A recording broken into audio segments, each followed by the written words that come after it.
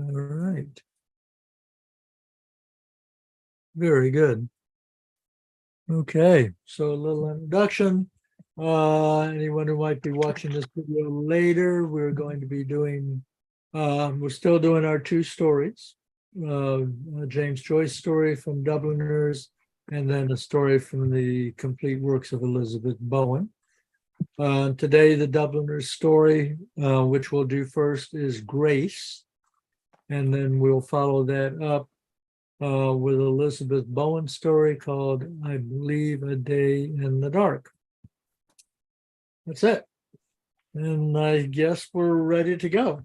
So Okay. I will lead off. This is chapter 14 in James Joyce's Dubliners. Grace. Two gentlemen who were in the laboratory at the time tried to lift him up, but he was quite helpless. He lay curled up at the foot of the stairs, down which he had fallen. They succeeded in turning him over.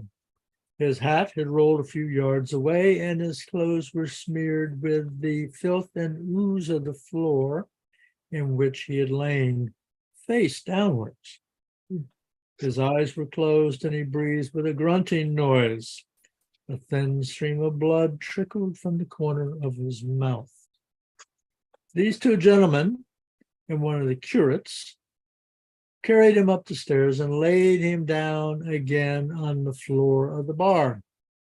In 2 minutes, he was surrounded by a ring of men. The manager of the bar asked everyone who he was and who was with him. No one knew who he was, but one of the curates said he had served the gentleman with a small rum. Next, please. Was he by himself? Asked the manager. No, sir. There was two gentlemen with him. And where are they? No one knows, a voice said. Give him air. He's fainted. The ring of onlookers distended and closed again elastically. A dark metal of blood had formed itself near the man's head on the tessellated floor. The manager, alarmed by the gray pallor of the man's face, sent for a policeman. His collar was unfastened and his necktie undone. He opened his eyes for an instant, sighed, and closed them again. One of the gentlemen who had carried him upstairs held a dingy silk hat in his hand. The manager asked repeatedly, did no one know who was injured, where the injured man was, or where had his friends gone? The door of the bar opened and an immense constable entered. A crowd which had followed him down the laneway collected outside the door, struggling to look in through the glass panels. The manager at once began to narrate what he knew. The constable, a young man with thick, immobile features, listened. He moved his head slowly to right and left, and from the manager to the person on the floor, as if he had feared to be the victim of some delusion. When he drew off his glove, produced a small book from his waist, licked the lead of his pencil, and made ready to indict, he asked in a suspicious provincial accent, who is the man? What's his name and address? Next. A young man in a cycling suit cleared his way through the ring of bystanders. He knelt down promptly beside the injured man and called for water. The constable knelt down also to help. The young man washed the blood from the injured man's mouth and then called for some brandy. The constable repeated the order in an authoritative voice until a curate came running with the glass. The brandy was forced down the man's throat. In a few seconds, he opened his eyes and looked about him. He looked at the circle of faces and then, understanding, strove to rise to his feet. You're all right now, asked the young man in the cycling suit. Sure, nothing, said the injured man, trying to stand up. He was helped to his feet. The manager had said something about a hospital, and some of the bystanders gave advice. The battered silk hat was placed on the man's head. The constable asked, where do you live? The man, without answering, began to twirl the ends of his moustache. He made light of his accident. It was nothing, he said, only a little accident. He spoke very quickly. Where do you live? Repeated the constable. The man said they were to get a cab for him. While the point was being debated, a tall, agile gentleman of fair complexion, wearing a long yellow ulster, came from the far end of the bar. Seeing the spectacle, he called out, "Hello, Tom, old man, what's the trouble?" "Shucks, nothing," said the man. The newcomer surveyed the deplorable figure before him, and then turned to the constable, saying, "It's all right, constable, I'll see him home." Constable touched his helmet and answered, "All right, Mr. Power." "Come now, Tom," said Mr. Power, taking his friend by the arm. "No bones broken, what? Can you walk?" The young man in the cycling suit took the man by the other arm, and the crowd divided. "How did you get yourself into this mess?" asked Mr. Power. "The gentleman fell down the stairs," said the young man. Next, please. "Very much obliged to you, sir," said the injured man. "Not at all. We have a little, not now, not now." The three men left the bar and the crowd sifted through the doors into the laneway. The manager brought the constable to the stairs to inspect the scene of the accident. They agreed that the gentleman must have missed his footing. The customers returned to the counter and a curate set about removing the traces of blood from the floor. When they came out into Grafton Street, Mr. Power whistled for an outsider. The injured man said again, as well as he could, "I'm very much obliged to you, sir. I hope we'll meet again. My name's Kernan." The shock and the incipient pain had partly sobered him. "Don't mention it," said the young man. He shook hands. Mr. Kernan was hoisted on to the car, and while Mr. Power was giving direction to the carman, he expressed his gratitude to the young man and regretted that they could not have a little drink together. "Another time," said the young man. The car drove off towards Westmoreland Street. As it passed Ballast Office, the clock showed 9:30. The keen east wind hit them, blowing from the mouth of the river. Mr. Kernan was huddled together with cold. His friend asked him how the accident had happened. I, he answered, "Tongue it hurt." "Show." The other leaned over the well of the car and peered into Mr. Kernan's mouth, but he couldn't see it. He struck a match and, sheltering it in the shell of his hands, peered again into the mouth, which Mr. Kernan opened immediately. The swaying motion of the car brought the match to and from the open mouth. The lower teeth and gums were covered with clotted blood, and a minute piece of the tongue seems to have been bitten off. The match was blown out. Next, please. We need unmute. "That's ugly," said Mr. Power. "It shows nothing," said Mr. Kernan, closing his mouth and pulling the collar of his filthy coat across his neck. Mr. Kernan was a commercial traveler of the old school, which believed in the dignity of its calling. He had never been seen in the city without a silk hat of some decency and a pair of gaiters. By grace of these two articles of clothing, he said, a man could always pass muster. He carried on the tradition of his Napoleon, the great black-white, whose memory he evoked at times by legend and mimicry. Modern business methods had spared him only so far as to allow him a little office in Crow Street, on the window blind of which was written the name of his firm with the address, London, EC. On the mantelpiece of this little office, a little leaden battalion of canisters was drawn up, and on the table before the window stood 4 or 5 china bowls, which were usually half full of black liquid. From these bowls, Mr. Kernan tasted tea. He took a mouthful, drew it up, saturated his palate with it, and then spat it forth into the grate. Then he paused to judge. Mr. Power, a much younger man, was employed in the Royal Irish Constabulary Office in Dublin Castle. The arc of his social rise intersected the arc of his friend's decline, but Mr. Kernan's decline was mitigated by the fact that certain of those friends who had known him at his highest point of success still esteemed him as a character. Mr. Power was one of these friends. His inexplicable debts were a byword in his circle. He was a debonair young man. Next.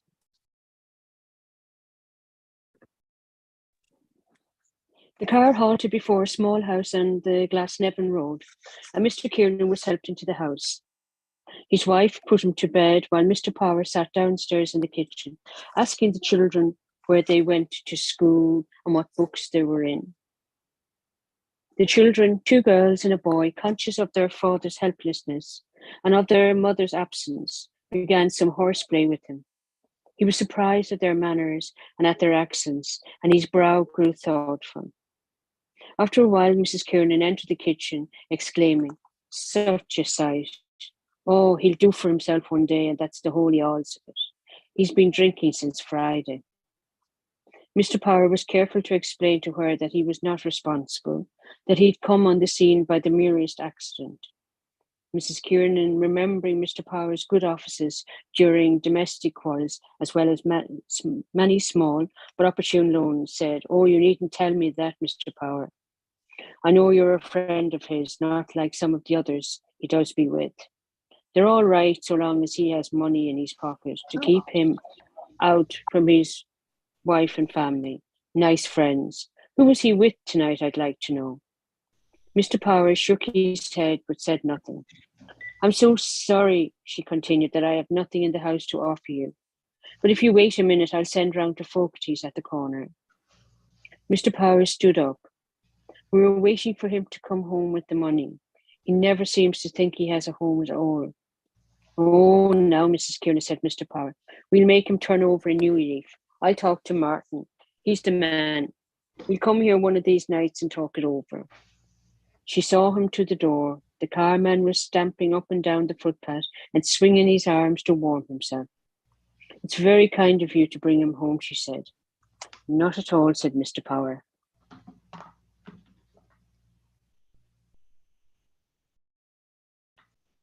Okay, so Joan, do you know where we are? I have no idea. I just managed to get on now. I don't know what happened here.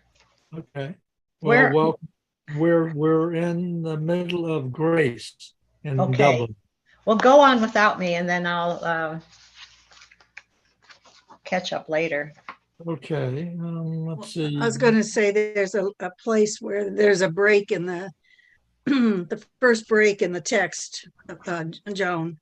Yeah. A few pages in, you'll see that that's where we're at right now. Oh, Yeah, Mrs. Keenan's puzzled eyes. Yeah, just a few sentences up Yeah. from that. Yeah, actually, yeah, I think you got up, not at all. He got up on the car and it drove off. He raised his hat to her gaily. You Okay. see that, John? Yes, I see that. Okay, why don't you take it away then? "We'll make a new man of him," he said. "Good night, Mrs. Kiernan." Mrs. Kiernan's puzzled eyes watched the car till it was out of sight. Then she withdrew them, went into the house, and emptied her husband's pockets. She was an active, practical woman of middle age. Not long before, she had celebrated her silver wedding and renewed her intimacy with her husband by waltzing with him to Mr. Power's accompaniment. In her days of courtship, Mr. Kiernan had seemed to her not an ungallant figure, and she still hurried to the chapel door whenever a wedding was reported, and seeing the bridal pair, recalled with vivid pleasure how she had passed out of the Star of the Sea Church in Sandymount, leaning on the arm of a jovial, well-fed man who was smartly dressed in a frock coat and lavender trousers, and carried a silk hat gracefully balanced upon his other arm.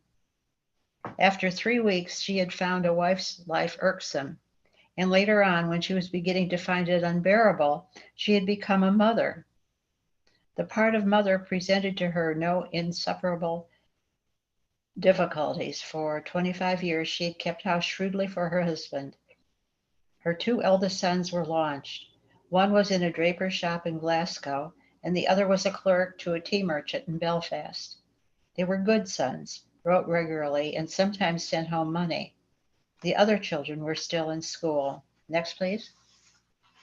Mr. Kernan sent a letter to his office next day and remained in bed. She made beef tea for him and scolded him roundly.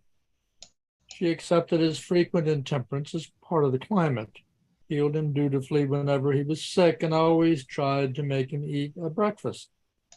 There were worse husbands. He had never been violent since the boys had grown up, and she knew that he would walk to the end of Thomas Street and back again to book even a small order. 2 nights after, his friends came to see him. She brought him up to his bedroom, the air of which was impregnated with a personal odor, and gave them chairs at the fire. Mr. Kernan's tongue, the occasional stinging pain of which he made himself somewhat irritable during the day, became more polite. He sat propped up in bed by pillows, and the little color in his puffy cheeks made them resemble warm cinders. He apologized to his guests for the disorder of the room, at the same time looked at them a little proudly, with a veteran's pride. He was quite unconscious that he was the victim of a plot which his friends, Mr. Cunningham, Mr. McCoy, and Mr. Power had disclosed to Miss Kernan in the parlor. The idea had been Mr. Power's, but its development was entrusted to Mr. Cunningham. Mr. Kernan came of Protestant stock, and though he had been converted to the Catholic faith at the time of his marriage, he had not been in the pale of the church for 20 years. He was fond, moreover, of giving side thrust at Catholicism. Next, please. Mr. Cunningham was the very man for such a case. He was an elder colleague of Mr. Power. His own domestic life was not very happy. People had great sympathy with him, for it was known that he had married an unpresentable woman who was an incurable drunkard. He had set up house for her 6 times, and each time she had pawned the furniture on him. Everyone had respect for poor Martin Cunningham. He was a thoroughly sensible man, influential and intelligent. His blade of human knowledge, natural astuteness, particularized by long association with cases in the police courts, had been tempered by brief immersions in the waters of general philosophy. He was well informed. His friends bowed to his opinions and considered that his face was like Shakespeare's. When the plot had been disclosed to her, Mrs. Kiernan had said, "I leave it all in your hands, Mr. Cunningham." After a quarter of a century of married life, she had very few illusions left. Religion for her was a habit, and she suspected that a man of her husband's age would not change greatly before death. She was tempted to see a curious appropriateness in his accident, but that she did not wish to seem bloody-minded. She would have told the gentleman that Mr. Kiernan's tongue would not suffer by being shortened. However, Mr. Cunningham was a capable man, and religion was religion. The scheme might do good, and at least it could do no harm. Her beliefs were not extravagant. She believed steadily in the Sacred Heart as the most generally useful of all Catholic devotions and approved by the sacraments. Her faith was bounded by her kitchen, but if she was to put to it, she could believe also in the Banshee and in the Holy Ghost. Next. Joan, do you want to go? Because that's where I had you. Oh, okay. Thank you. Yeah. Mr. Kernan's tongue would not suffer. Oh, we finished that. The gentleman began to talk of the accident. Mr. Cunningham said that he had once known a similar case. A man of 70 had bitten off a piece of his tongue during an epileptic fit, and the tongue had filled in again so that no one could see a trace of the bite. "Well, I'm not 70, said the invalid. "God forbid," said Mr. Cunningham. "It doesn't pain you now?" asked Mr. McCoy. Mr. McCoy had been at one time a tenor of some reputation. His wife, who had been a soprano, still taught young children to play the piano at low terms. His line of life had not been the shortest distance between 2 points, and for short periods he had been driven to live by his wits. He had been a clerk in the Midland Railway, a canvasser for advertisement for the Irish Times and for the Freeman's Journal, a town traveler for a coal firm on commission, a private inquiry agent, a clerk in the office of the sub-sheriff, and he had recently become secretary to the city coroner. His new office made him professionally interested in Mr. Kernan's case. Next, please. Pain, not much, answered Mr. Kernan, but it's so sickening. I feel as if I want to retch off. That's the booze, said Mr. Cunningham firmly. No, said Mr. Kernan. I think I caught cold on the car. There's something keeps coming into my throat, phlegm or mucus, said Mr. McCoy. Keeps coming like from down in my throat, sickening thing. Yes, yes, said Mr. McCoy, that's the thorax. He looked at Mr. Cunningham and Mr. Power at the same time with an air of challenge. Mr. Cunningham nodded his head rapidly, and Mr. Power said, "Ah, well, all's well that ends well." "I'm very much obliged to you, old man," said the invalid. Mr. Power waved his hands. "Those other two fellows I was with." "Who were you with?" asked Mr. Cunningham. "A chap, I don't know his name. Damn it now, what's his name? A little chap with sandy hair." "And who else?" "Harford." Said Mr. Cunningham. And when Mr. Cunningham made that remark, people were silent. It was known that the speaker had secret sources of information. In this case, the monosyllable had a moral intention. Mr. Harford sometimes formed one of a little detachment which left the city shortly after noon on Sunday, with the purpose of arriving as soon as possible at some public house on the outskirts of the city, where its members duly qualified themselves as bona fide travellers. But his fellow travellers had never consented to overlook his origin. He'd begun life as an obscure financier by lending small sums of money to workmen at usurious interest. Later on, he had become the partner of a very fat, short gentleman, Mr. Goldberg, in the Liffey Loan Bank. Though he had never embraced more than the Jewish ethical code, his fellow Catholics, whenever they had smartened in person or by proxy under his exactions, spoke of him bitterly as an Irish Jew and an illiterate, and saw divine disapproval of usury made manifest through the pension of his idiotic son.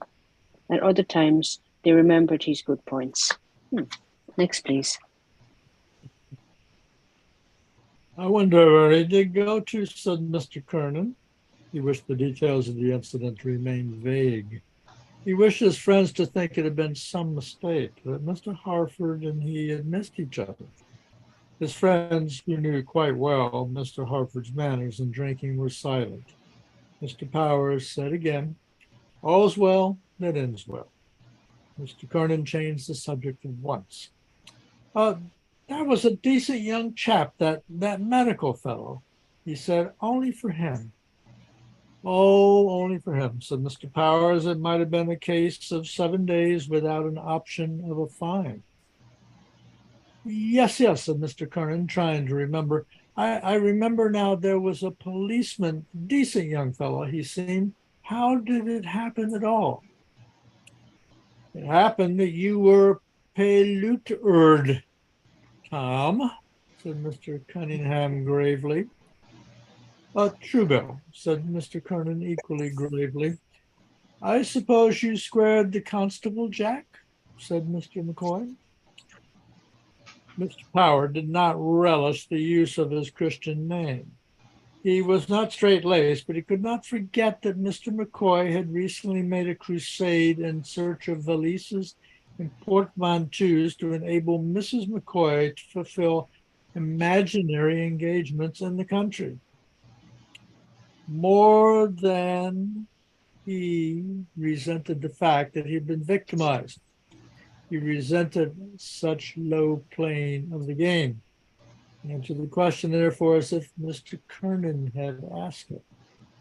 The narrative made Mr. Kernan indignant. He was keenly conscious of his citizenship, wished to live with the city on terms mutually honorable, and resented any affront put upon him by those whom he called country bumpkins. Is this what we pay rates for, he said, to feed and clothe these ignorant bostooms, and they're nothing else?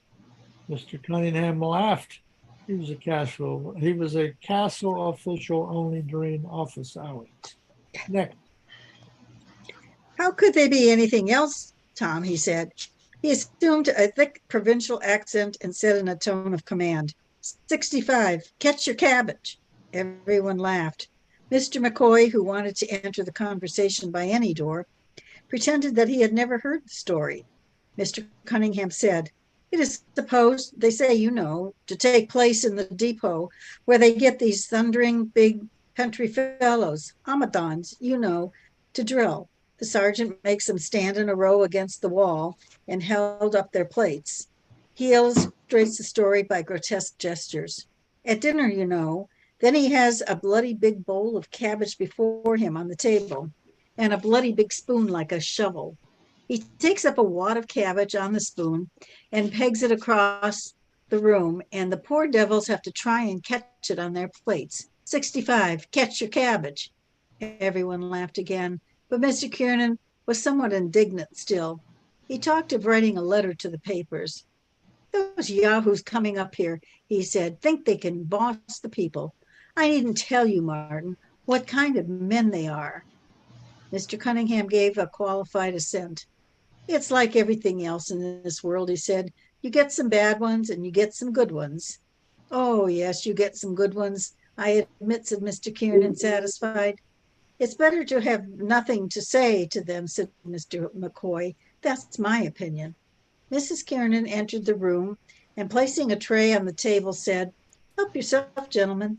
Mr. Power stood up to officiate, offering her his chair. She declined it, saying she was ironing downstairs, and after having exchanged a nod with Mr. Cunningham behind Mr. Power's back, prepared to leave the room. Her husband called out to her, and have you nothing for me, Ducky? Oh, you, the back of my hand to you, said Mrs. Kiernan tartly. Next. Her husband called after her, nothing for poor little hubby? He assumed such a comical face and voice that the distribution of the bottles of stout took place amid general merriment. The gentlemen drank from their glasses, set the glasses again on the table, and paused. Then Mr. Cunningham turned towards Mr. Power and said casually, on Thursday night, you said Jack. Thursday, yes, said Mr. Power. Right-o, Mr. Cunningham promptly.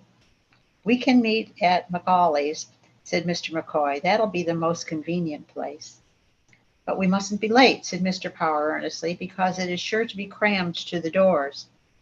We can meet at 7:30, said Mr. McCoy. Right-o, said Mr. Cunningham. 7:30 at Macaulay's be it. There was a short silence. Mr. McKernan waited to see whether he would be taken into his friend's confidence. Then he asked, what's in the wind? Oh, it's nothing, said Mr. Cunningham. It's only a little matter that we're arranging about for Thursday. The opera, is it? Said Mr. Kernan. No, said Mr. Cunningham in an evasive tone. It's just a little spiritual matter. Oh, said Mr. Kernan. There was silence again. Then Mr. Power said point blank, to tell you the truth, Tom, we're going to make a retreat. Next, please. Yes, that's it, said Mr. Cunningham. Jack and I and McCoy here, we're all going to wash the pot. He uttered the metaphor with a certain homely energy, and, encouraged by his own voice, proceeded. You see, we may as well all admit we're a nice collection of scoundrels, one and all. I say one and all, he added with gruff charity, and turning to Mr. Power. Own up now. I own up, said Mr. Power, and I own up, said Mr. McCoy. So we're going to wash the pot together, said Mr. Cunningham. A thought seemed to strike him. He turned suddenly to the invalid and said, do you know what, Tom? Has just occurred to me. You might join in and we'll have a four-handed reel. Good idea, said Mr. Power, the four of us together. Mr. Kiernan was silent. The proposal conveyed very little meaning to his mind, but understanding that some spiritual agencies were about to concern themselves on his behalf, he thought he owed it to his dignity to show a stiff neck. He took no part in the conversation for a long while, but listened with an air of calm energy while his friends discussed the Jesuits. I haven't such a bad opinion of the Jesuits, he said, intervening at length. They're an educated order. I believe they mean well too. They are the grandest order in the church, Tom, said Mr. Cunningham with enthusiasm. The general of the Jesuits stands next to the Pope. There's no mistake about it, said Mr. McCoy. If you want a thing well done and no flies about, you go to a Jesuit. There the boys have influence. I'll tell you in case in point. The Jesuits are a fine body of men, said Mr. Power. It's a curious thing, said Mr. Cunningham, about the Jesuit order. Every other order of the church had to be reformed at some time or other, but the Jesuit order was never once reformed, never fell away. Next, please. Is that so? Asked Mr. McCoy. That's a fact, said Mr. Cunningham. That's history. Look at their church, too, said Mr. Power. Look at the congregation they have. The Jesuits cater for the upper classes, said Mr. McCoy. Of course, said Mr. Power.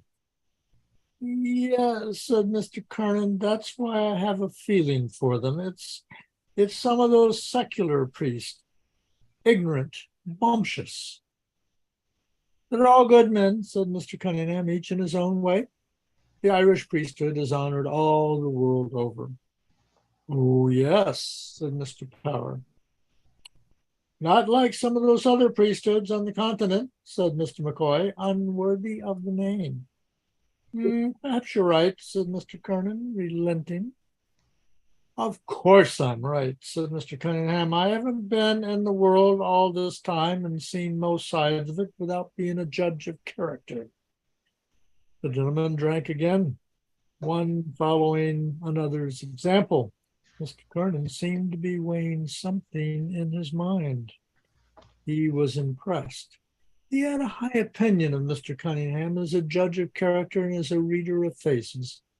He asked for particulars. Next, please. Oh, it's just a retreat, you know, said Mr. Cunningham. Father Purdon is giving it. It's for businessmen, you know. He won't be too hard on us, Tom, said Mr. Power persuasively.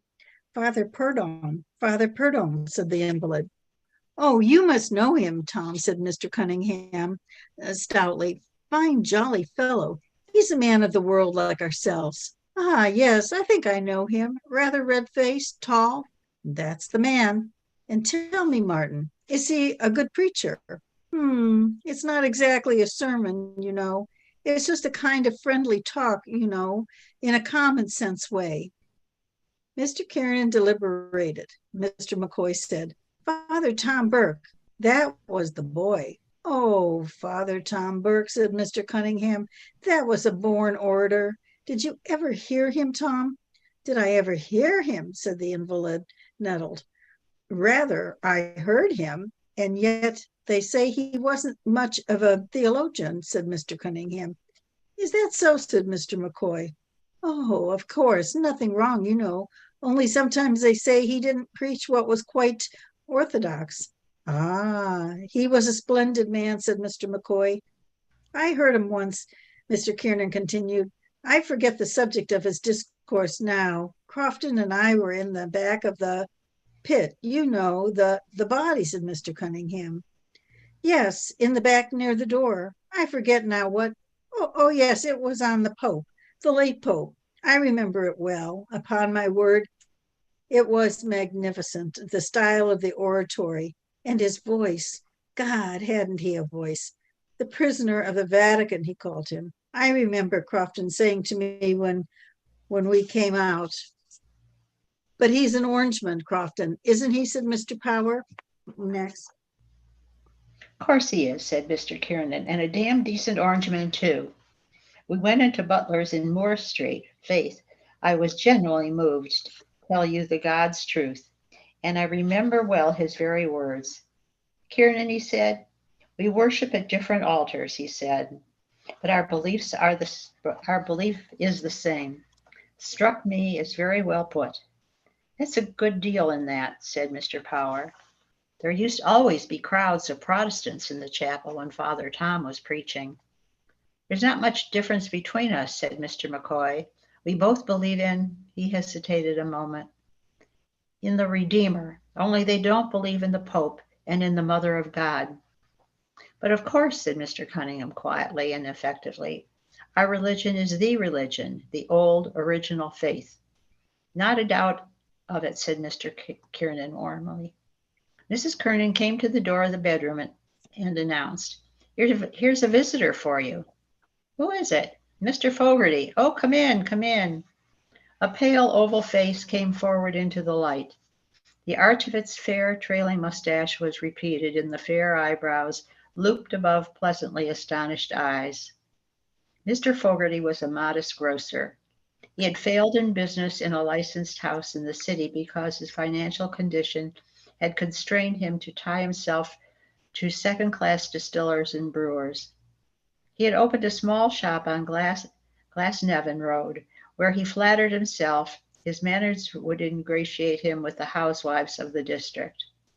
He bore himself with a certain grace, complimented little children, and spoke with a neat enunciation. He was not without culture. Next, please. Mr. Fogarty brought a gift with him, a half-pint of special whisky. He inquired politely for Mr. Kiernan, placed his gift on the table and sat down with the company on equal terms. Mr. Kiernan appreciated the gift all the more since he was aware that there was a small account for groceries unsettled between him and Mr. Fogarty. He said, I wouldn't doubt you, old man. Open that, Jack, will you?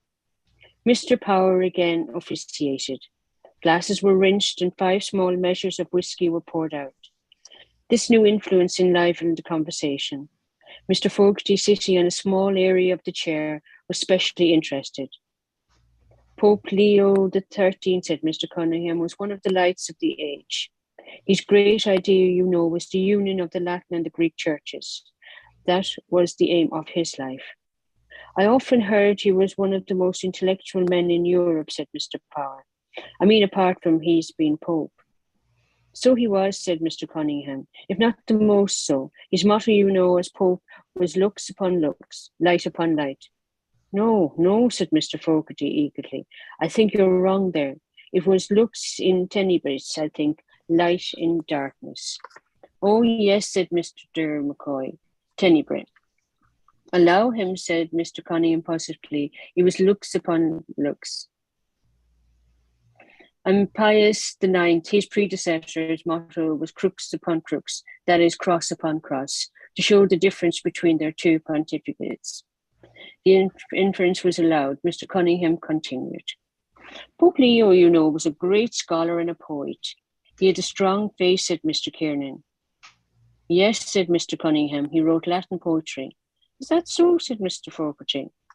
Mr. McCoy tasted his whisky contentedly and shook his head with a double intention, saying, That's no joke, I can tell you. Next, please. We didn't learn that, Tom, said Mr. Power, following Mr. McCoy's example, when we went to the penny a week school.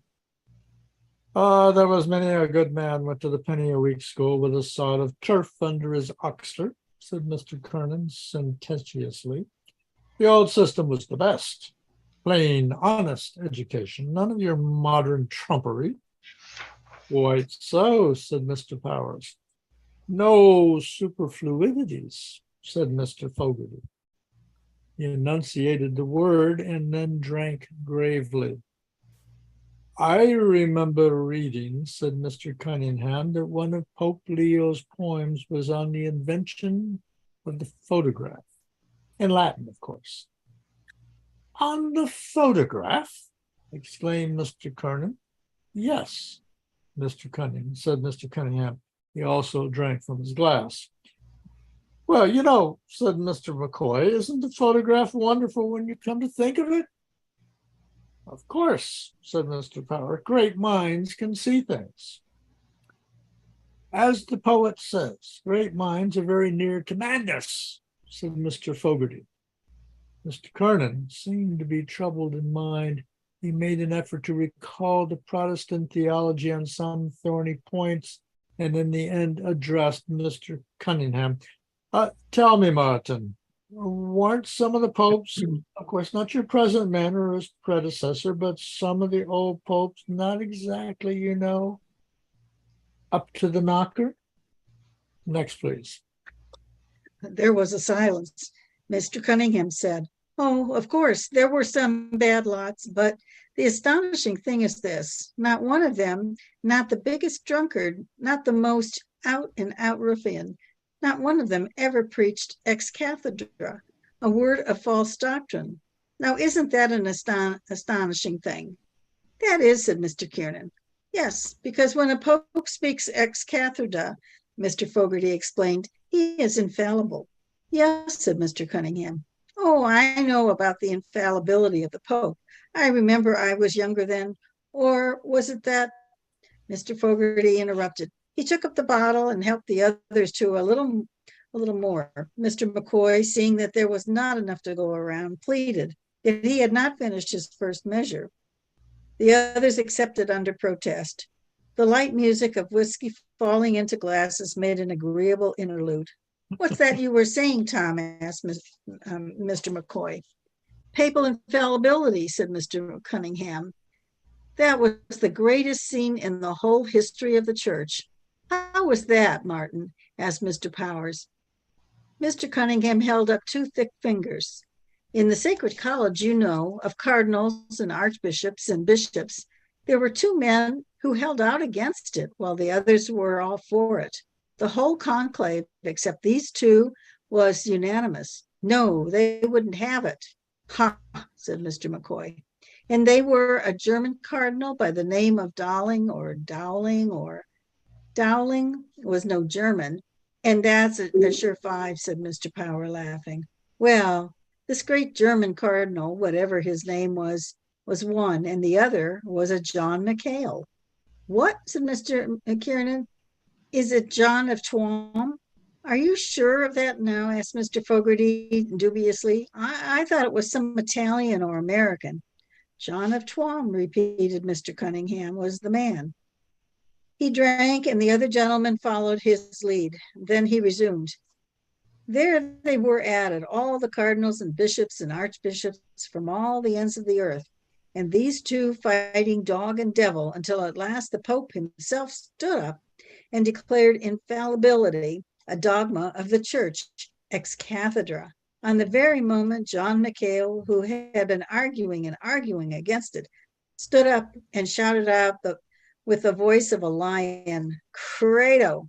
'I believe,' said Mr. Fogarty. 'Credo,' said Mr. Cunningham. That showed the faith he had. He submitted the moment the Pope spoke." Next. "And what about Dowling?" asked Mr. McCoy. "The German cardinal wouldn't submit.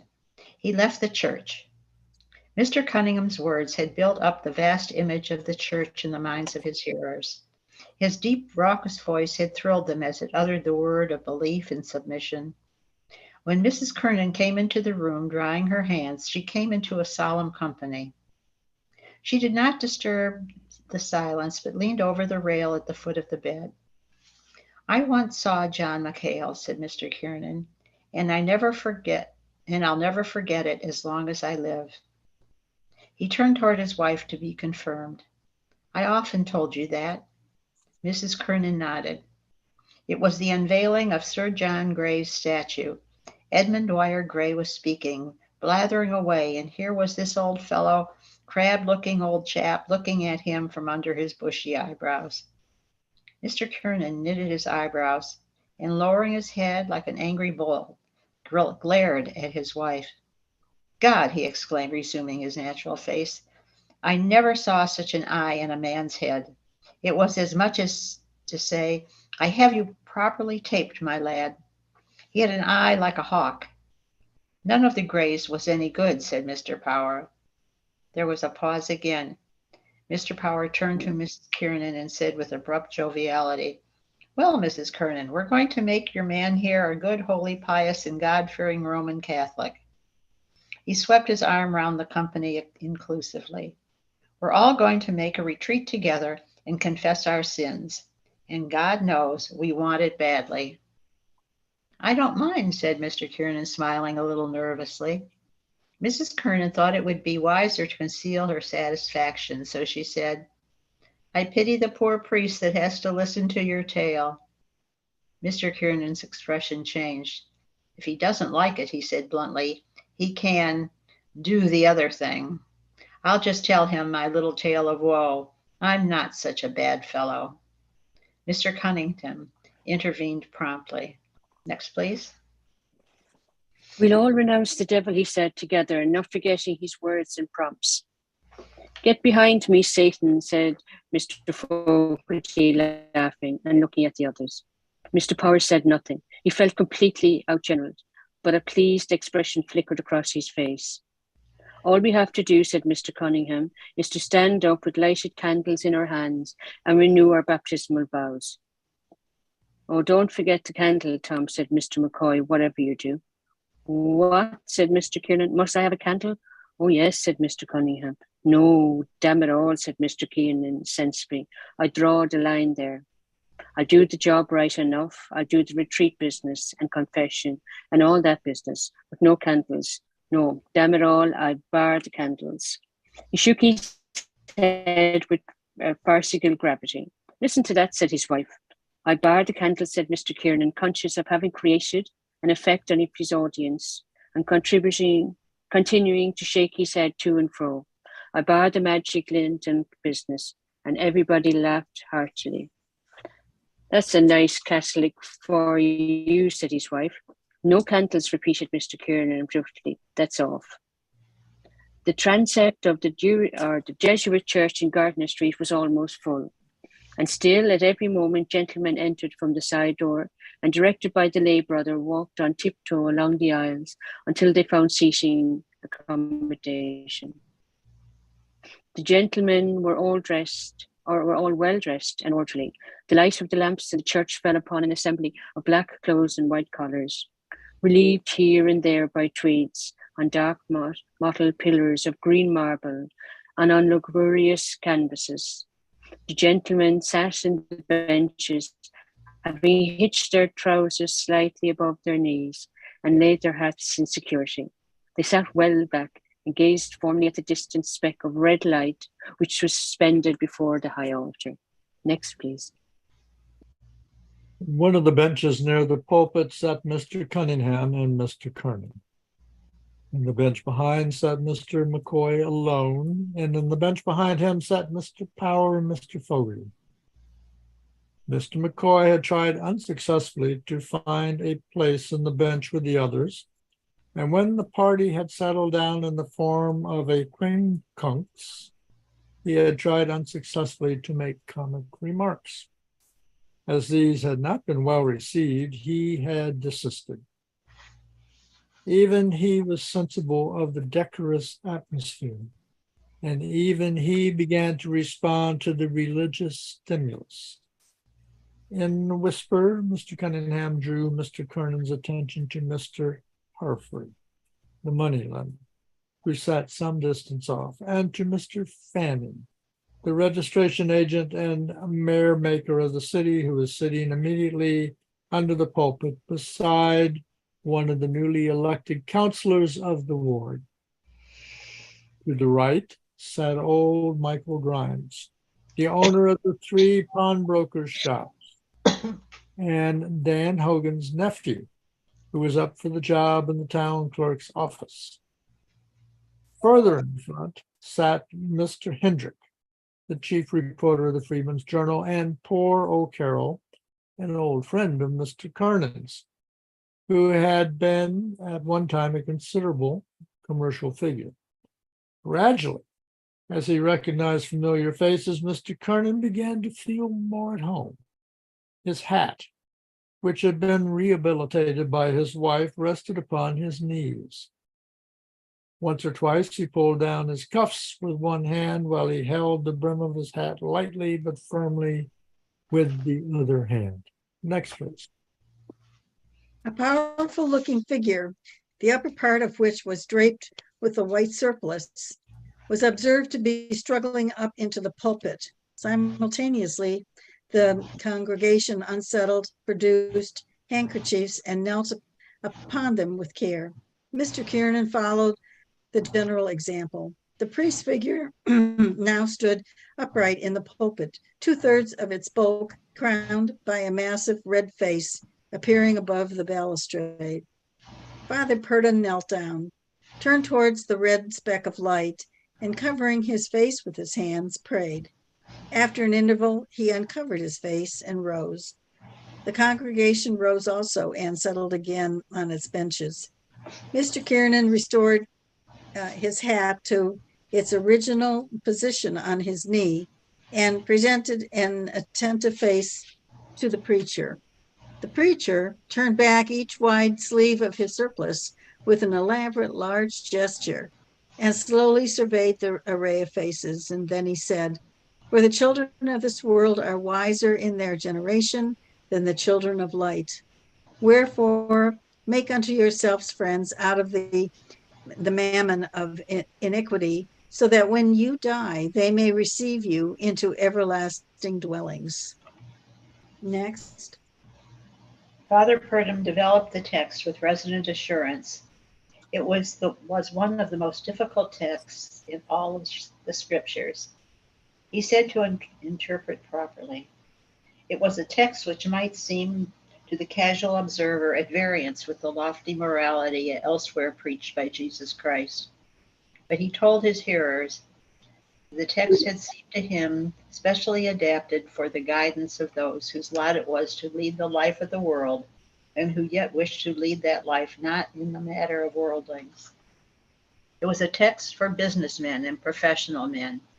Jesus Christ, with his divine understanding of every cranny of our human nature, understood that all men were not called to the religious life, that by far the vast majority were forced to live in the world and to a certain extent for the world.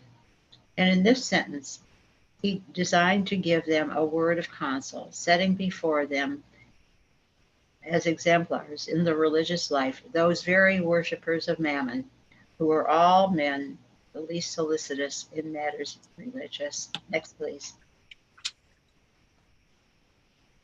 He told his hearers that he was there that evening for no terrifying, no extravagant purpose, but as a man of the world speaking to his fellow men.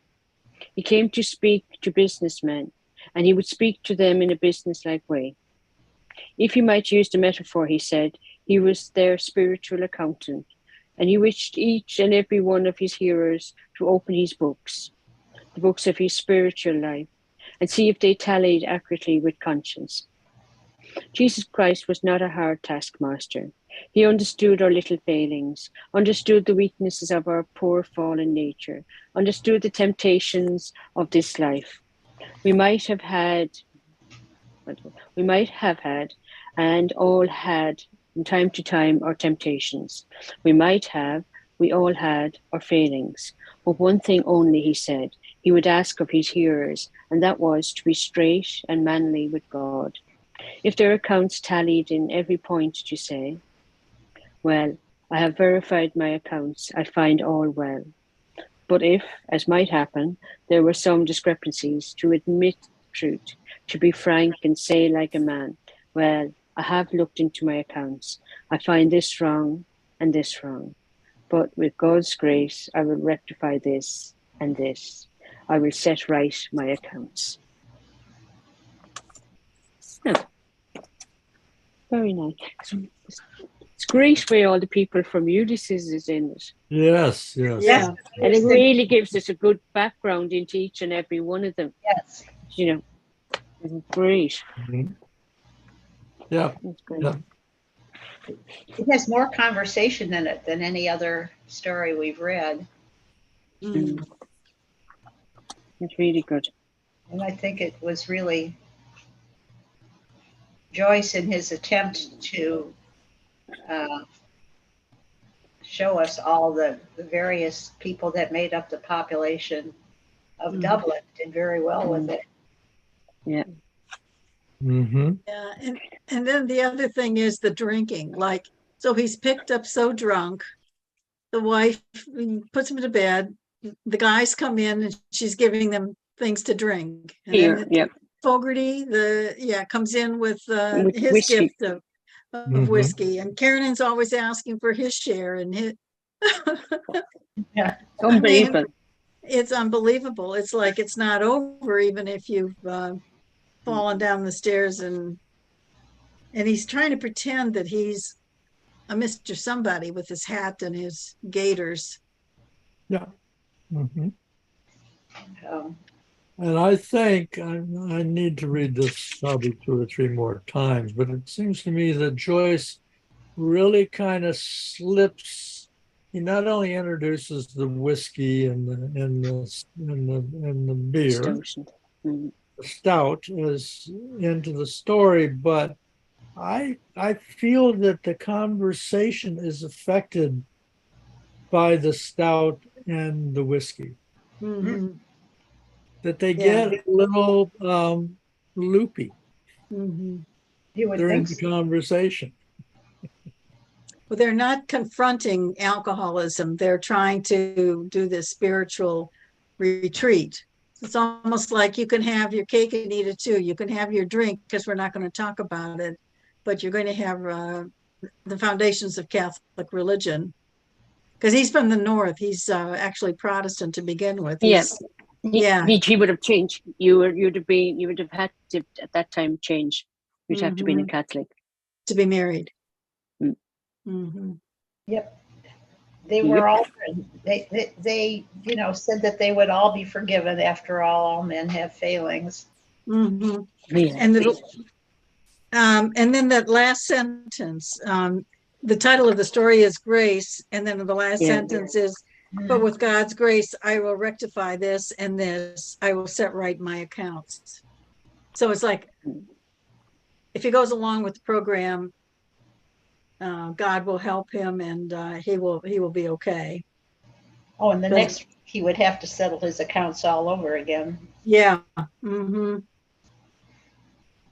Yeah, I would say that this is kind of a doomed to failure Mm-hmm. approach. Yeah. Another paralysis, huh? Mhm. Yeah, Yes. well, I could see that, just to be, go along with the guys, that everybody who attends one of these things is going to go along with it. But they've already been given the excuses for starting again Mm-hmm. after a while. Mm-hmm. Um, it's quite interesting. I love his bringing in the Gaelic, the Amadon. Oh yeah. That's like a loser, an Amadon. I think my mother Stupid. used to call it a ghost in the tree, was an Amadon. Oh, I never heard that term before. No, I Yeah, didn't. it was a term of derision from Mm. in my mother's day. And then what it was the other one, drunk is the polluthered word. Oh yeah. And bastoons are blockheads. Oh, right. Okay. So Mhm. they're talking about the country boys that were brought into Dublin Yeah. to be policemen. Yeah, and they actually were brought in, according to my note, they served under the British police force, and they were armed and they punished political dissidents rather than actual crimes. They were trying to quash any uprising. Hmm. This is actually a technique that the British used all Yeah, over the world, yeah, which was to Yeah. bring in outsiders and reward them well for their typical station if they performed well as police authorities. Mhm. They did this in Africa. In Mhm. Africa and India, Yeah. they would always pick minorities. Mhm. of But one they were sort. from the continent, or they were from Ireland, but they were put in these subservient positions to the British. Yeah, Yeah, to dominate the Irish. to dominate the Irish. And well, and they would bring in Irish from the countryside. Yeah. Hmm.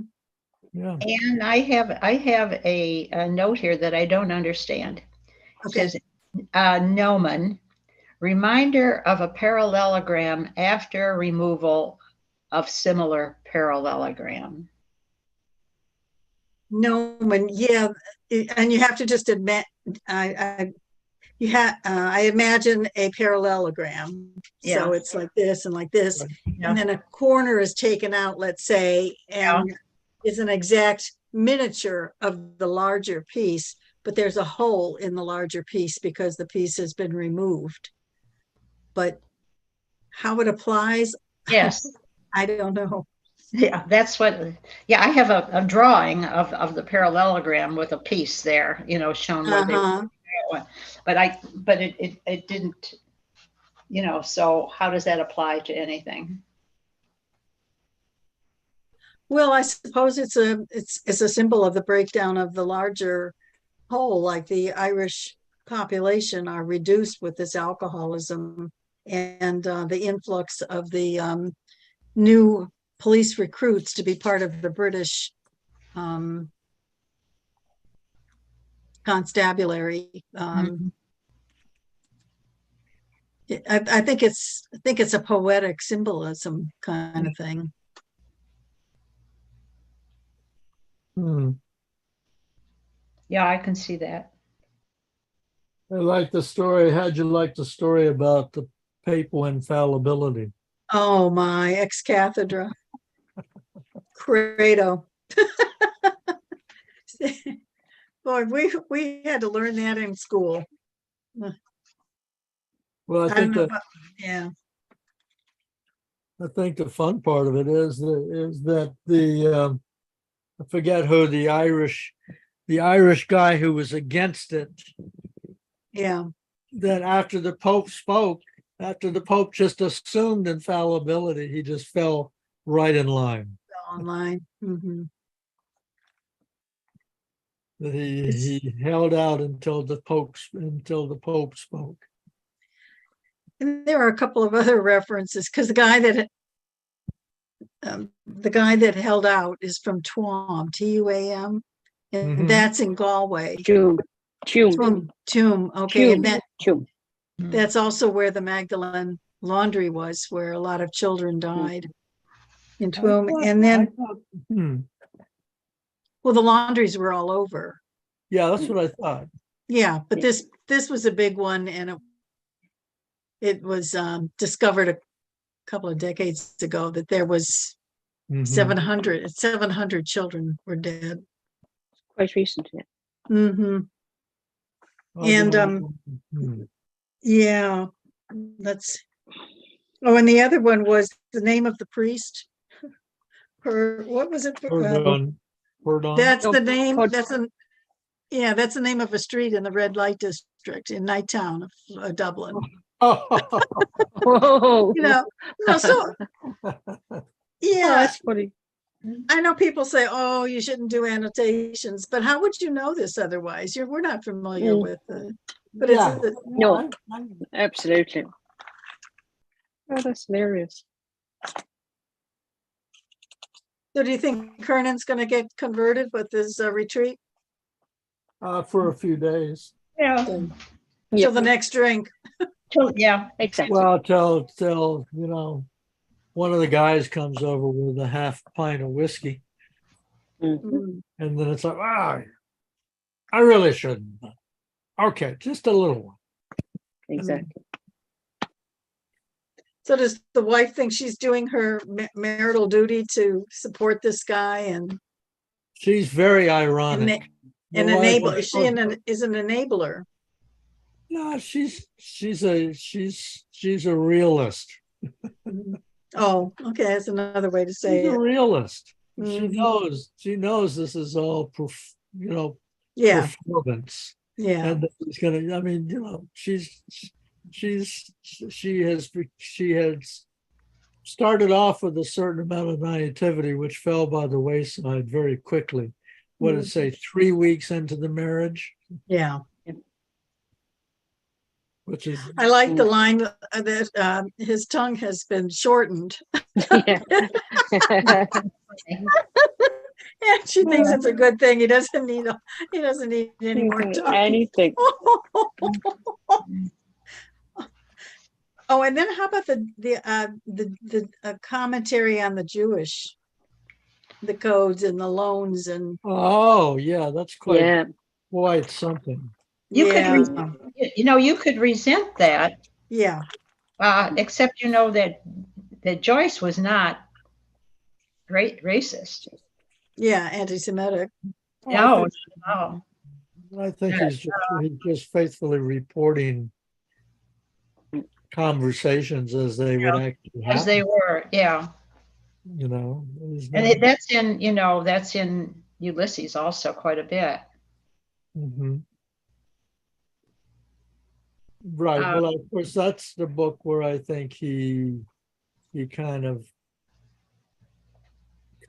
redeems anything that might be misinterpreted. He redeems all that by making, Bloom, who of course is not, not truly Jewish. He's just has, um, Well, and there was Savo, who was the person that Joyce got all his information about Jewishness mhm. from, and that was also a very good friend. Yeah, and but even Suevo, like Bloom, Suevo, I think probably both of his parents were Jewish, but Suevo himself was not exactly a practicing Jew. Well, I think they were kind of, what's the word I want? I don't have Secular. words. Secular, that's the word I want. Yeah. It says here in this, this has a lot to say, actually, the Tyndall, but the first sentence that it says, the fall, repentance, and rehabilitation of Thomas Kernan follows the progress of Dante through hell, purgatory, and heaven. That we are assured by Stanislaus Joyce was his brother's intention, and there is little room for doubt. I'd forgotten that. Yeah, That's right. Stanley said, yeah, it was He like did fall down the stairs. yeah, down to hell. yeah, exactly. Mm-hmm. Yeah, that's good. And then into redemption, whether that redemption will be In church, forever. yeah. Well, Yeah. yeah, but the path of redemption, or the level of redemption, whether he maintains it or not, we don't know. Well, you can pretty much bet that if it took 4 friends and the cooperation of his wife to get to the temperate stage. meeting, so to speak, it ain't gonna stick. Yeah. Because of course the other guys are not serious about it either. I mean, Mhm. they would prefer that he was not a falling down the stairs drunk. I mean, Joyce does a really good job of talking about not only falling down the stairs, but laying in the nastiness Yeah. of the bathroom of the bar, which he that's a pretty nitty gritty description. Mhm. That I can only think of a bar that I was in one time in Louisiana, which was really disgusting. Mm. But in places where people go to drink seriously, nobody's taking the cleanliness of the restroom very seriously. Yeah. They're not cooperating. What is this? Does anybody know what this word is? So when the guys all go to the church and the 2 sit in the one row and the 1 in the middle row and the 2 in behind, and it's called, it's an arrangement of Yes. 5 points, 1 at each corner and 1 in the middle. The quincunx, it's Quin. Where does that come from? I've never seen that word before. I'm gonna look it up. There's actually a book by that name. It's a, Really? yes, it's a kind of an imitation of Dickens. But let me see Oh. if I can find So it that. must be an imitation of something religious. Yeah.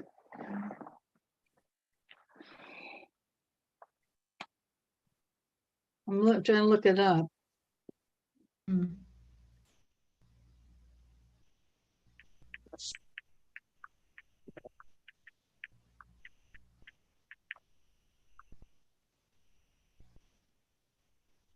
Yeah, actually, I need to look up how to pronounce it also, because Mhm. I just kind of threw myself at it. It's okay. Oh, here's, okay, I found the word. Excellent.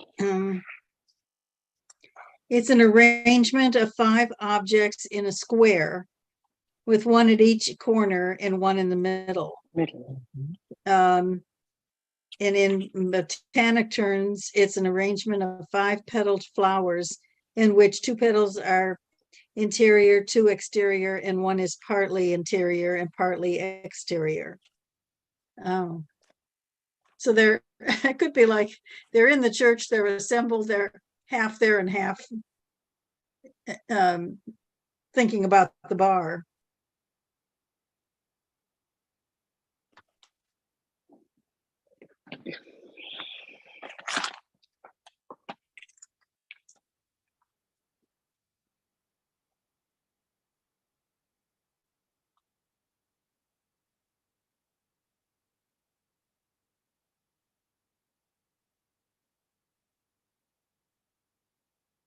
Says here that from ancient times, it is symbolized an orderly and organized universe.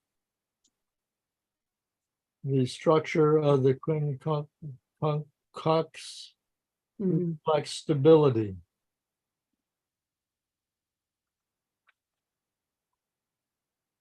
But then the irony is that actually, I think it was McCoy that was the center. Mhm. He had actually tried to get into one of the other Yeah, roads. yeah. So there's probably something deeper going on there that Mhm. I don't know what it is at this point.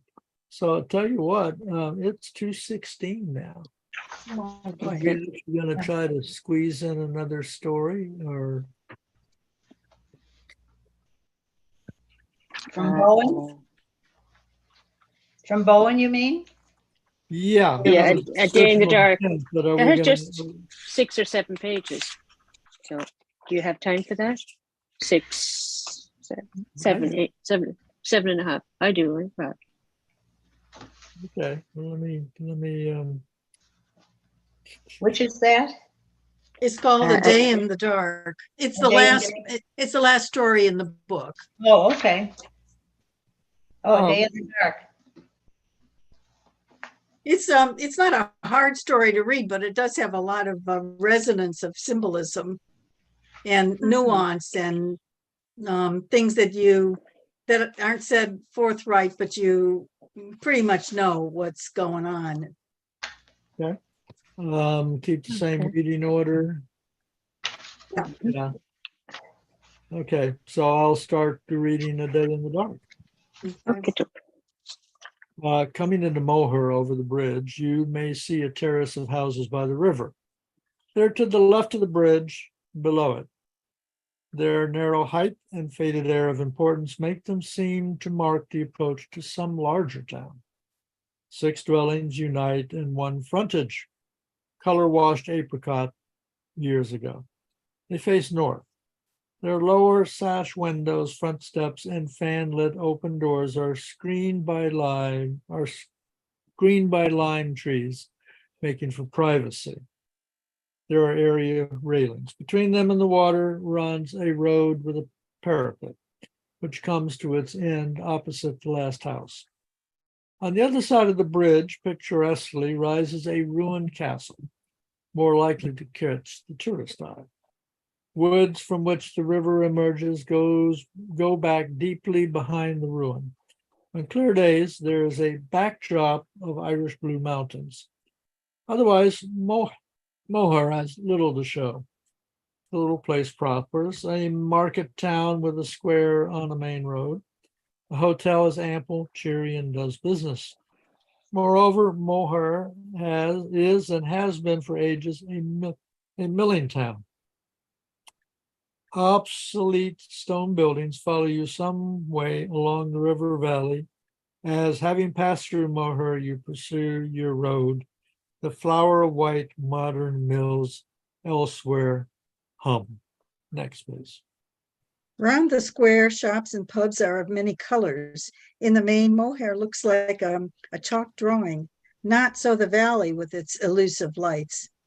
You could, I can see, overlook my terrace of houses because of the castle, indifference or haste. I only do not because I am looking out for them. For in number 4 lived Miss Banbury. She was the last of a former milling family, last that is, but for the widowed niece, her pensioner. She owned the terrace, drew rents also from property in another part of the town, and had acquired some miles out of Moher, a profitable farm which she'd put to management. Had control of the family mills been hers, they would not have been parted with. As it was, she had had to contend with a hopeless brother. It was he who had ended by selling out. Her demand for her share of the money left him unable to meet personal debts, and he was found hanged from one end of the old mill crossbeams.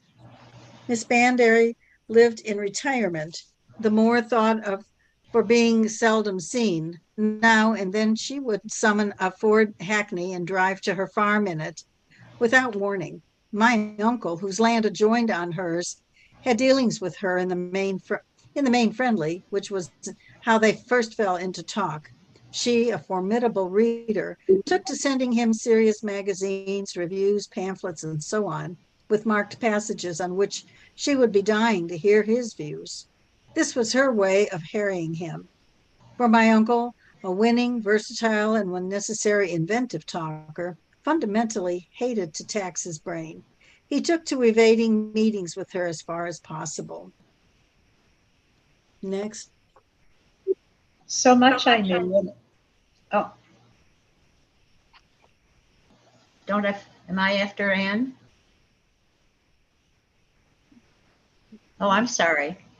No, you're right. No, you're exactly right. Oh, I'm You're okay. right, John. Yep, perfect. So much I knew when I rang the doorbell. It was July, a sunless warm afternoon, dead still. The terrace was heavy with limes in flower. Above, through the branches, appeared the bridge with idlers who leaned on the balustrades, spying down upon me, or so I thought. I felt marked by visiting this place. I was 15, and my every sensation was acute in a way I recall, yet cannot recall. All the 6 houses were locked in childless silence. From under the parapet came languidly the mesmeric sound of the weir, and from a window over my head the wiry hopping of a bird in a cage. From the shabby other doors of the terrace, number 4's stood out handsomely, though somberly painted red. It opened. I came to return a copy of Blackwoods. Also, I carried a bunch of ungainly roses from my uncle's garden and a request that he might borrow the thistle cutter from Miss Banbury's farm for use on his land. One rose molted petals onto her doorstep, then onto the linoleum in the hall. Goodness, complained the niece who had let me in. Those didn't travel very well. Overblown, aren't they? I thought that applied to her. And I'll bet, she said, he never sent those. She was not in her aunt's confidence, being treated more or less like a slave. Times, they said, when she went errands into the town. She dared not stay talking, daring not so much as look into the hotel bar while the fun was on. For a woman said to be 40, this sounded mortifying. Widowed, Nan, ready to be handsome, wore a cheated, ravenous look. It was understood she would come into the money when the aunt died. She must contain herself till then. As for me, How dare she speak of my uncle with her bad breath? Next, please. Naturally, he had never thought of the roses. He had commissioned me to be gallant for him any way I chose, and I would not do too badly with these. I thought as I unstrangled them from the convolutions in the flower bed. They would need not only to flatter but to propitiate, for this copy of Blackwood's I brought back had buttery thumb marks on its margins, and on its cover a blistered circle where my uncle must have stood down his glass. She'd be mad, he prophesied. Better say it was you. So I sacrificed a hair ribbon to tie the roses. It rejoiced me to stand between him and trouble. Auntie's resting, Denise warned me, and put me to wait. The narrow parlour looked out through thick lace onto the terrace, which was reflected in a looking glass at the far end. Ugly though I could see honourable furniture, mahogany had been crowded in. In the middle, a circular table wore Chanel cloth. This room felt respected, though seldom entered. However, it was peopled in wonder. Generations of oil-painted portraits hung round the walls. Photographs overflowed from bracket and ledge, even onto the centre table. I was faced wherever I turned by one or another member of the family, which could only be the vanished Bandarys. There was a marble clock, but it had stopped. Footsteps halted heavily over the ceiling, but that was all for I don't know how long. I began to wonder what those Bandarys thought. Lodging the magazine and roses on the table, I went to inspect myself in the glass. A tall girl in a sketchy cotton dress, arms thin, no sign yet of a figure. Hair forward over the shoulders in two plaids. Like, said my uncle, a Red Indian's maiden. Barbie was my name. Next, please. Memory, the moment before, often outlives the awaited moment. I recollect waiting for Miss Bander. Then nothing till she was with me in the room. I got over our handshake without feeling. On the massiveness of her bust was pinned a diamond-studded enameled watch, depending from an enameled bow. There was a tiny glitter as she drew her breast. So, he sent you, did he? She sat down, the better to look at me. Her apart knees stretched the skirt of her dress. Her choleric coloring and eyeballs made her appear angry, as against which she favored me with a racy, indulgent smile to counteract the impression she knew she gave. I hear wonders of you, she said, dealing the lie to me like a card. She sat in reach of the table. My bouquet, eh? She grasped the bundle of roses, thorns and all, and took a long, voluptuous sniff at them, as though deceiving herself as to their origin, showing me she knew how to play the game if I didn't. Then shoved the roses among the photographs and turned her eyes on the magazine sharply. I'm sorry, I began, in vain. All she gave was a rumbling chuckle. She held up to me the copy of Blackwood's, opened at the page with the most thumb marks. I'd know those anywhere. She scrutinized the print for a line or two. Did he make heads or tails of it? Next, please. He told me to tell you he enjoyed it.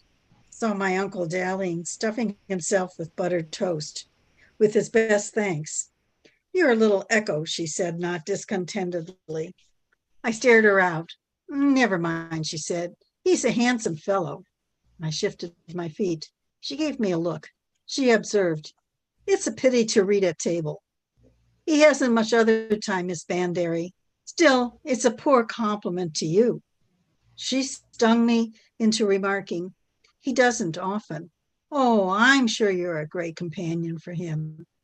It was as though she saw me casting myself down by my uncle's chair when he left the room, or watching the lassitude of his hand hanging caressing a dog's ear.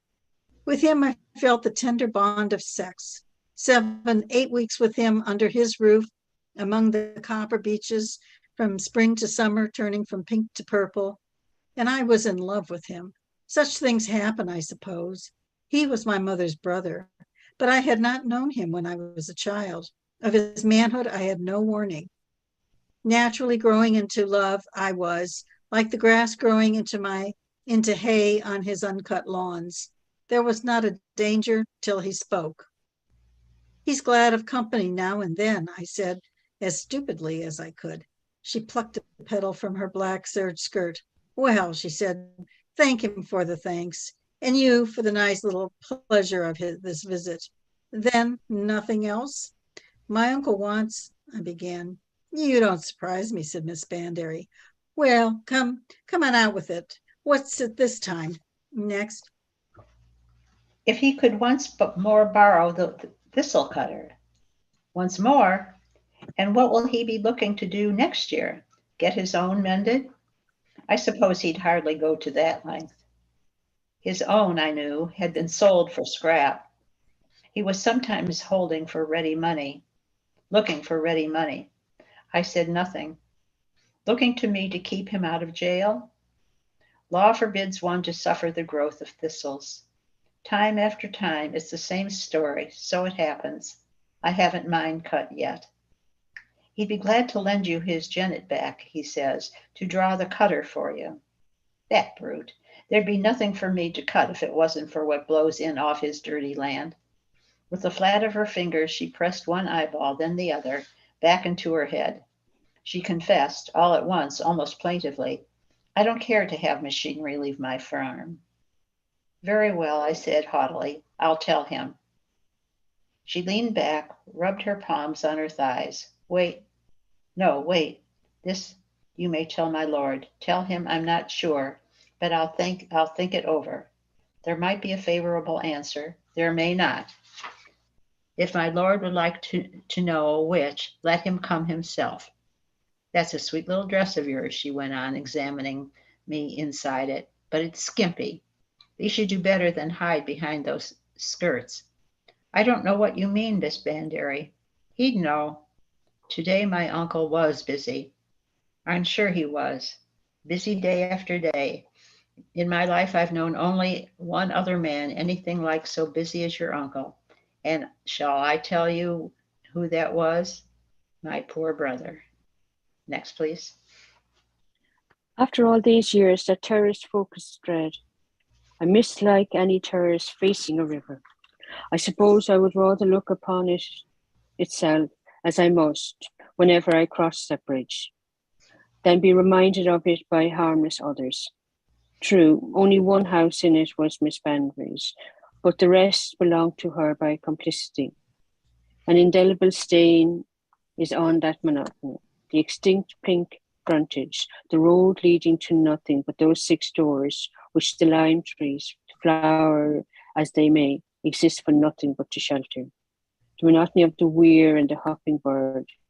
Within that terrace, I was in one room only, and only once. My conversation with Miss Banbury did not end where I leave off recording it, but at that point, memory is torn across, as might be an intolerable page. The other half is missing. For that reason, my portrait of her would be incomplete if it were a portrait. She could be novelist material, I dare say. Indeed, novels, particularly the French and Irish, for Ireland in some ways resembles France, are full of prototypes of her. Oversized women, insulated in little provincial towns. Literature, once one knows it, drains away some of the shocking links out of life. But when I met her, I was unread. My spectacles were virgin. I refused to fill in her online respectability. I show you only what I saw at the time. Not what she was, but what she did to me. Next, please. Her amorous hostility to my husband, to my uncle, or was it hostility making use of a farce? Unsheathed itself when she likened him to the brother she drove to death. When I speak of dread, I mean dread, not guilt. That afternoon, I went to Miss Banbury's for my uncle's sake in his place. It could be said my gathering of foreboding had to do with my relationship with him. Yet in that there was no guilt anywhere. I could swear. I swear we did each other no harm. I think he was held that summer as I was by a sense that this was a summer like no other and which could never again be. Soon I must grow up. He must grow old. Meanwhile, we played house together on the margin of a passion which was impossible. My longing was for him, not for an embrace, as for him. He was glad of companionship, as I truly told you. He was a man tired by a lonely house till I joined him, a schoolgirl between schools. All thought well of his hospitality from me. Convention was our safeguard. Could one have stronger? Next, please. I left number 4 with the ceremony. I was offered raspberry cordial. Nan bore in the tray with the thimble glasses, educated by going visiting with my uncle. I knew refusal would mark a breach. When the glasses were emptied, Nan conducted me out of the presence to the hall door. She and I stopped aimlessly on the steps. Across the river drove the vast new mills, unabashed, and cars swished across the tree-hidden bridge. The niece showed a reluctance to go in again. I think the bird above must have been hers. She glanced behind her then, conspiratorially at me. So now you'll be going to the hotel? No, why? Why, she jibed. Isn't he waiting for you?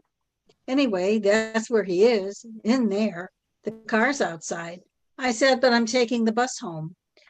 Now, why ever? I said I would take the bus. I came in that way. You're mad. What, with his car in the square? All I could say was, when? I slipped out just now, said the niece, since you want to know, to a shop only, while you were chatting with Auntie. She laughed, perhaps, at her life, and impatiently gave me a push away. Get on, whatever you're going to. Anybody would think you'd had bad news. Not till I was almost on the bridge did I hear number 4's door shut. Next. I leaned on the balustrade at the castle side. The river coming toward me out of the distances of woods washed the bastions and carried a paper boat. This, traveling at uncertain speed on the current, listed it as it vanished under the bridge. I had not the heart to wonder how it would fare. Weeks ago, when first I came to my uncle's, here we had lingered, elbow to elbow, looking upriver through the green haze spring hush at the far-off Swan's Nest, now deserted. Next, I raised my eyes to the splendid battlements, kissed by the sky where they were broken. From the bridge to the town rises a slow hill. Shops and places of business come down to meet you, converting the road into a street.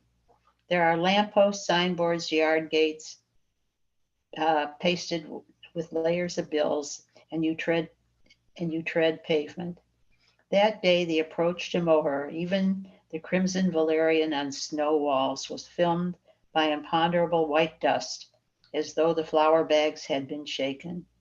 To me, this was the pallor of suspense. An all but empty theater was the square, which, when I entered it at a corner, paused between afternoon and evening. In the middle were parked cars, looking forgotten. My uncle's was nearest the hotel. Next, please.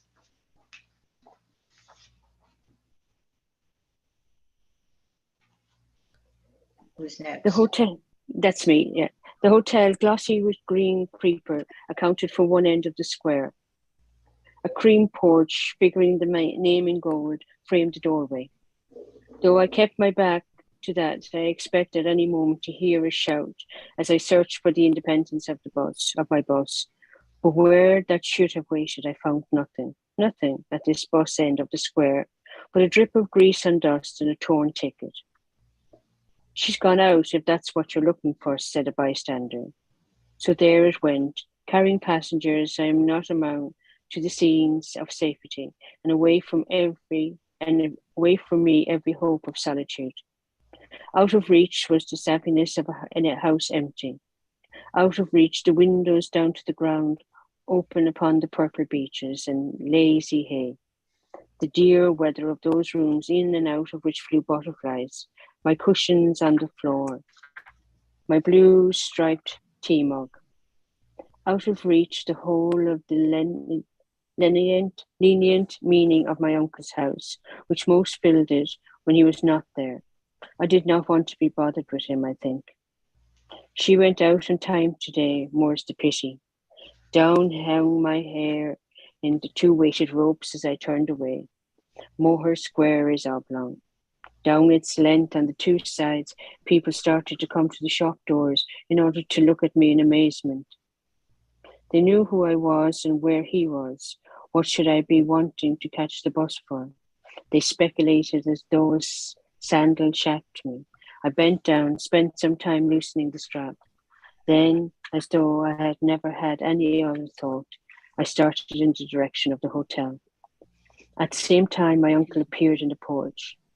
He tossed a cigarette away, put a hand in a pocket, and stood there under the gold lettering. He was not a lord, only a landowner.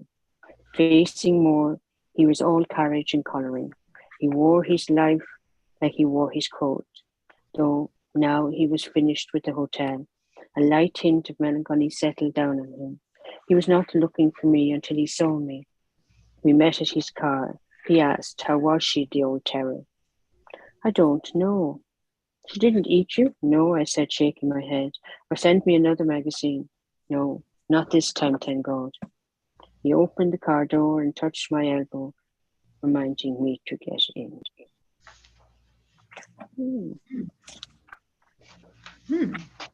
Here, dear. Okay. What's the relationship from Banderi to the uncle? You mean from the woman? Yeah, the Banderi, the owner of the terrace and the former owner or of the mill. I think she had expected that they would be a couple. I would imagine. Yeah. And then it says that the telling one is that, when her brother had to sell the business, she insisted on her share. And then he didn't have the money to pay his bills and he committed suicide. Yeah. And then it says, is she looking to do the same thing to this guy, to the uncle? How could she? Doesn't cooperate. Well, he doesn't have, he's out of money too, because he can't afford the cutter for the thistle. For the thistles. Right. Mhm. Right. That's kind of interesting. The cutter for the thistles. The thistles would be something that would scratch and irritate and Yeah. have to. But And she apparently certainly, there was a little hint there that there's some sort of local law that you have to keep the thistles cut back. Yeah, but it's the idea is that the author chose thistle. Now they could have chosen another form of weed, but a thistle has that idea of pointed ends that can hurt. do you think that she was kind of jealous of the niece because didn't she keep her a little longer than she needed to so that she would miss the bus? Oh, maybe. Yeah. And she commentated on her clothes as well. Did she The dress miss was the a bit bus? flimsy. She did. The bus left on time. Did she think, and was it possible that the uncle could have had some kind of relationship with the niece? Yeah, He doesn't. I Yes. Except companionship. It wasn't clear, but there was an implication. Yeah. Yeah. And what is the uncle doing at the hotel? I had a feeling he had a woman in the hotel. that it was a brothel of some sort. Yeah, it's possible. Yeah. And he parks the car so the women can see it. See that he's there. Yeah. Oh, keep back, keep back. Yeah. Everybody in this whole story, the Mrs. Branbury's niece, Mm. the man, and then the girl. The girl just seems like she's naive, Growing up, though. but the others really seem creepy. Yeah. They speak in tones that are punitive and have implication. Yeah, well, I No. like in the beginning of the story that sentence there in the beginning that said that she liked to lend him books and magazines. Mhm. Mhm. I That think it was her way of torturing him. she's bitter. Mhm. Yeah, Mm. because he has not been available to her. Mhm. He's passed over her. You think that's what it was? Okay. Yeah. She's Miss Banbury. And he passed. Yeah, that part I got, but I mean, I didn't really see any indication that she actually was interested in him in any way except to show her power. Oh, I Yeah, but think I think it's because he's passed over her and she's a bitter woman. yeah, she's paying him Okay. back. Yeah. You think so? So where do you get that from? Paying him back? No, The she that plays she's- with that him she's as good. far as whether she's going to lend it or not, or Well, yeah, uh, but that's just a power thing, you know. I mean, she's got power over her niece in the same way. yeah, but she's Mhm. using she's using that power to pay him back. Yeah. For is there anything written in here that would indicate that he's done something wrong that she's paying him back for? Well, I'm not he sure he's done something wrong. I'm thinking that he just hasn't done what she wants him to do, which is to like her brother didn't, she killed him. Well, yeah, I mean, you could say she killed him, but I mean, if what she did didn't provide him enough money to pay his debts, then you have to ask the question of what was he doing that he got into so much debt? I mean, Yeah. was he a wastrel of some sort? You know, what was going on there? But this is it's very much seems like everybody's trying to torment everybody. Mhm. Yeah. Well, she's tormenting who is that? Her niece. Yeah. And she Mhm. also turns up in the farm unannounced on a regular thing. She orders a Ford Hackney Mhm. and turns up without warning, which obviously. And she gives the niece only so much time to do any errands. The niece Yeah. can't befriend anybody in town or have a social life in town. And the niece is Mm. compliant because if she survives the aunt, she'll get the money. Yeah. Hopefully. Yeah, well, she has to make a Well, it's never guaranteed in that kind of circumstance. no. Never guaranteed. No. Many is the person who's been compliant only to find out that they were cut out in the end. Cut out, or there wasn't anything left But there anyway. wasn't anything, yeah, exactly. Mm. Ooh, spooky story. There's a really spooky story. Mhm. Yeah. As I say, this story is like what's not said is as important as what is said. Mhm. You know, where there's underlying current of disgruntledness between the characters, and you try to figure out why that could be, but the fact is, it is. It just is. Right. You know, actually, the story Grace is all sweetness and light compared to this story. This story is much darker. Oh, yeah. Oh, What God, that- yeah. What is this one called? A Day in the Dark. A Yeah. Day in the Dark. And what is the young girl's feeling toward her uncle? That was a little bizarre also. It sounded to me like she wanted to have as little to do with him as possible. Has little to do with him? Oh, it sounded to me quite the opposite. Mhm. That she Yeah, would, there was kind of like the blooming of her sexuality was because she was I at think that it was age. part of that too, Her- except the thing about the bus that she Mm. actually did not want to go Oh, back she to. wanted to be independent. She wanted to be independent. Yeah. But she So liked playing. She kind of liked playing house with him. Just there a mention of that somewhere. there is a mention of that, but it seems like there's some That she loved him. ambivalence about everything. Yeah.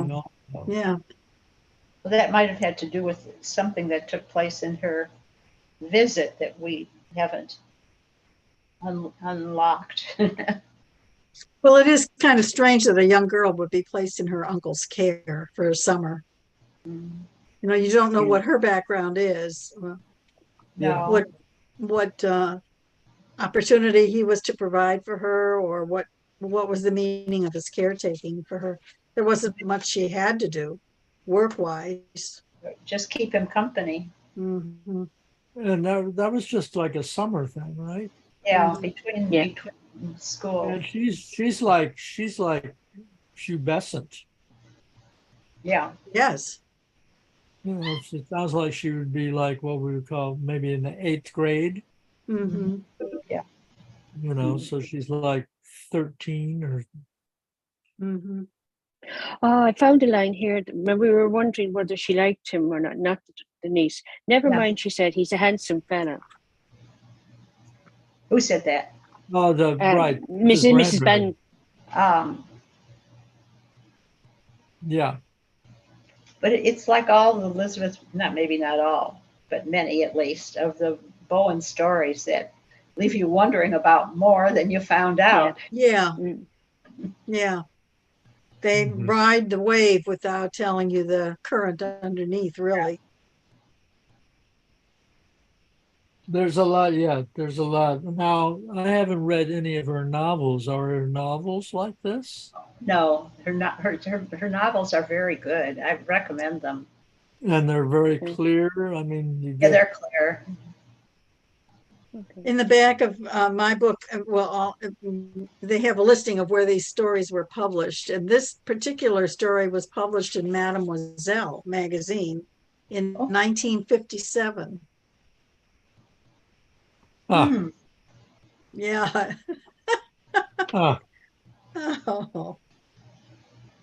And then other stories have been printed like as a collection of stories, or she's been printed in the New Yorker. Yeah, that's more appropriate. Yeah. And then the others are collections of stories. Mhm. wowie zowie. Okay. So next week we begin portrait. Portrait. Good. Yeah, lovely. Okay. Okay. Looking Very forward to that. And I think we'll have at least 2 or 3 other readers joining us. Oh, good. Yeah, Good. Bill Kennedy, I think will join Oh. us. Oh, good, Bill. Good. And a fellow from Dublin, Donna, who's a very good reader, he's joining. Uh-huh. And I believe Lois from New York Uh-huh. is joining. Oh, So, nice. Oh, good. yeah. So, Nice. That's great. Very Anyway, nice. Thanks for introducing me It's to great. Elizabeth Bowen. I didn't know her work at all. Oh, read her books, Anne. You'll like them. Okay. Yeah. All right. okay, y'all. Thanks, Thank Duncan. you. Thanks Thank for you, setting it Duncan. up. Okay. Next week, have a good week in between. Yeah. A Bye-bye. good fourth. Happy Okay. 4th. Yeah. Don't swelter. Don't swelter, Duncan. I'm sitting here as cool as I can, and it's Oh.